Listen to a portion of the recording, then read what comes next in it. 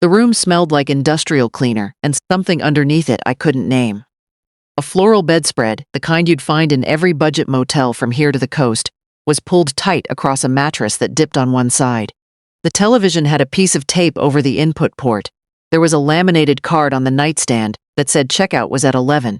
My daughter had squeezed my hand at the door and said, "Just until the renovation's done, Mom. 2 weeks, maybe 3. You'll be more comfortable here than breathing in all that dust and paint fume." She'd already turned toward the parking lot when she said it. I stood in the doorway and watched her taillights disappear around the corner. I told myself it made sense. They'd been renovating the back bedroom, then the kitchen, then apparently everything at once. My son-in-law had given me a look over dinner the week before. Not a mean look, just a flat one, the kind that doesn't see you. And I'd felt something shift, some quiet understanding I wasn't ready to name. I was 68 years old. I had lived in my house on Fenwick Road for 31 years. I had raised my daughter in that house, sat with my husband in that house when he was dying, and kept it up every year since because it was mine and it was home, and I didn't know how to be anywhere else. But they needed space to renovate. I understood. I set my overnight bag on the bench at the foot of the bed and looked around for the remote. The next morning I woke at 6:15, which is when I always wake. I showered, dressed in the one extra set of clothes I'd packed, and reached for my purse on the nightstand. It wasn't there. I checked under the bed. I checked the bathroom counter. I pulled back the bedspread, looked in the nightstand drawer, got down on my knees, and looked along the baseboard. Nothing. My purse with my wallet, my debit card, my driver's license, my insurance cards, the small notebook where I keep phone numbers because I've never trusted my memory for numbers. All of it, gone. I sat on the edge of the bed for a long time. Then I picked up the room phone and dialed my daughter's cell. It rang 4 times and went to voicemail. I called again, voicemail. I called my son-in-law. The line rang once, then stopped. Not voicemail, just stopped, like a call rejected. I sat with the receiver in my hand and listened to the dial tone come back. I was not a woman who panicked easily. My husband used to say I had a thermostat instead of a nervous system. But sitting in that room, with the industrial cleaner smell and the dipping mattress and the laminated checkout card, I felt something I could only describe as a slow flood. Cold water rising, not rushing, just rising, steadily. Around my ankles and then my knees. I called again. Nothing. I got up and walked to the front desk. The young man working the morning shift told me, with genuine apology in his voice, that my room had been paid for one night only, and that checkout was in 4 hours. When I explained that I had no wallet, no cash, no way to extend, he nodded slowly and said he was sorry but there was nothing he could do. Outside, the parking lot shimmered in the early heat. I had the clothes on my back, the shoes on my feet, and the overnight bag with one change of clothes and a travel toothbrush. I walked to a gas station 2 blocks away. The woman behind the counter let me use the store phone, which is not something they're supposed to do, and I have never forgotten that small kindness. I called my daughter again. Nothing. I called my son-in-law's work number. I had it memorized because I am the kind of person who memorizes things she might need, and was told he was in a meeting and couldn't be disturbed. I left my name. I sat on the curb outside the gas station and thought very carefully about what I knew. I knew my house was on Fenwick Road. I knew I had a checking account at First Community Bank on Aldermore Street, 3 miles from downtown. I knew I had a safe deposit box in that bank where I kept certain documents. Not all of them, but certain ones. I knew I had a neighbor, a woman named Georgette, who had a spare key to my house because we'd exchanged keys 20 years ago after she locked herself out on a January night and I'd had to drive 40 minutes to let her in.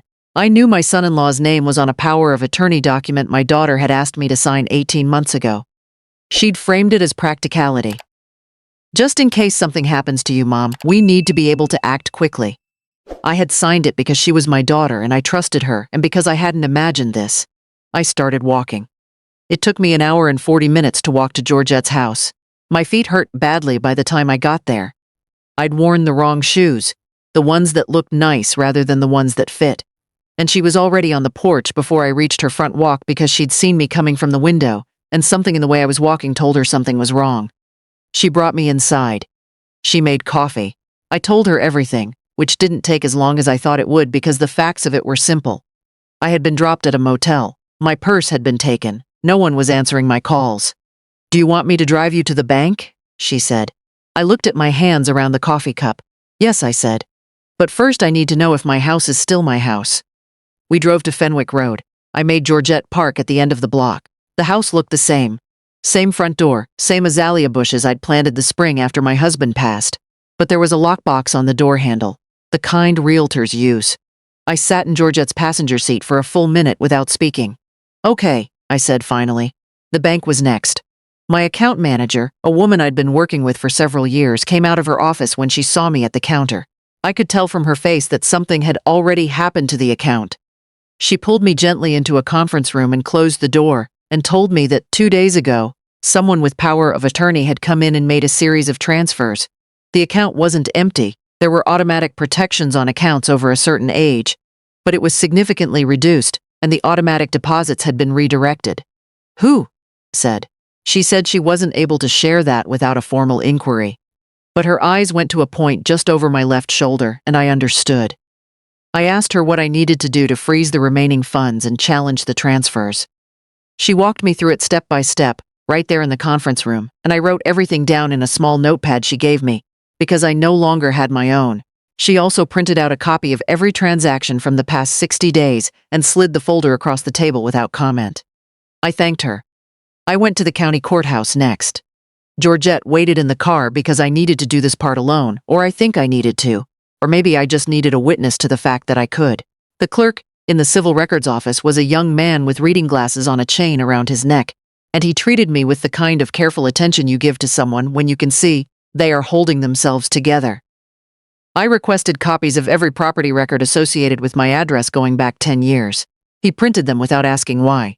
He also quietly mentioned that if I believed a power of attorney was being misused, Adult Protective Services had a legal intake line that didn't require me to go through local police first, and that this was sometimes useful when family members were involved. He didn't make a production of it. He just said it, the way you'd give someone directions to a place they need to get to. I took the papers and I said thank you. I spent that night in Georgette's spare bedroom, which smells like cedar and has a quilt her mother made. I lay there in the dark and went through everything I knew, which had become in the past 12 hours, considerably more than I had known that morning. I knew the house had been listed. I knew the account had been touched.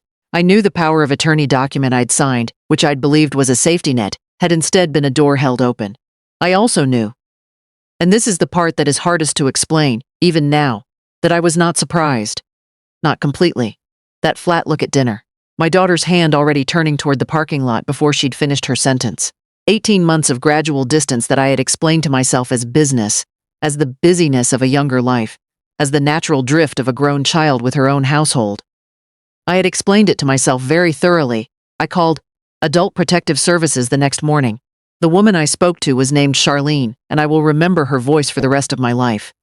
She was matter-of-fact without being cold. She told me that what I was describing, the removal from my residence, the financial transfers, the isolation, the redirected deposits, was a pattern she was familiar with. She used the phrase elder financial exploitation. She told me to write down every detail I could recall, with dates, and that they would open a case. She also gave me the number of a legal aid organization that worked specifically with seniors and did not charge for an initial consultation. I spent the afternoon writing. I had, in the end, a great deal to write. Dates, conversations, the name of the bank, the lockbox on the door, the night my daughter had said power of attorney is just a precaution. Mom, it doesn't change anything. I wrote it all in Georgette's spare notepad, in the small and careful handwriting I've kept my whole life. The legal aid attorney's name was Mr. Thibodeau. He was younger than I expected, which doesn't matter, except that I noticed it, and then had to remind myself that competence doesn't come from age. I know this better than most. He reviewed the documents I'd gathered at the courthouse. He reviewed the bank folder. He asked me questions for a long time and listened to them to all the answers.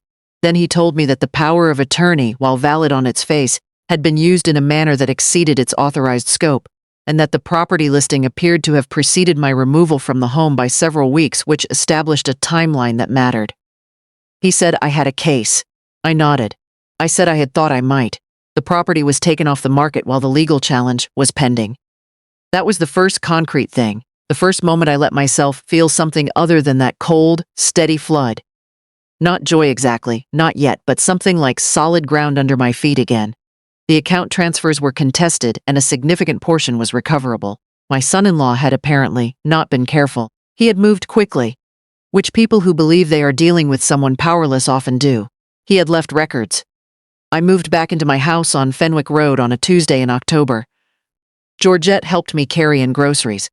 The lockbox was gone from the front door, and I'd had the locks changed, and I stood in my own kitchen and made coffee and looked out at the azalea bushes in the front yard and didn't say anything for a while. My daughter called once, during the legal proceedings. She said she wanted to explain. I told her I was listening.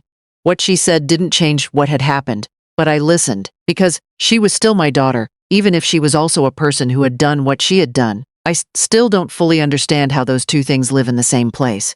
Maybe they just do. I didn't attend the final hearing. My attorney said I didn't need to be there, and I believed him. The outcome came to me by phone, a brief call, direct, factual. Restitution ordered. Various consequences set in motion. A record now existing of what had been done. I wrote it down in the notepad, the last line in the notepad.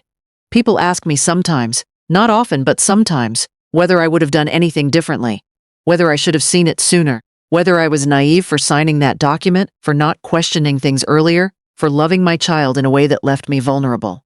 I used to think about that question carefully before I answered. Now I don't. I am 68 years old. I have outlasted hard things before. I know where the records office is. I know the number for Adult Protective Services. I know that the people who help you in a crisis are sometimes strangers.